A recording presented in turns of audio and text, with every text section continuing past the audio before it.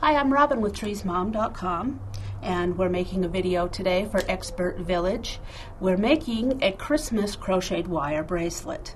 Some of the tools that we need to use for our Christmas crocheted wire bracelet are chain nose pliers or needle nose pliers. These are going to adjust the wire as we need it, clamp it down, fold it over so that it doesn't stick out. There's different kinds of chain nose and needle nose pliers. These we're also going to use to harden the wire. Also to harden the wire, you could use a mallet or a hammer. And this is my rubber mallet that I usually use. Put my wire on the block of wood and hammer it with the mallet.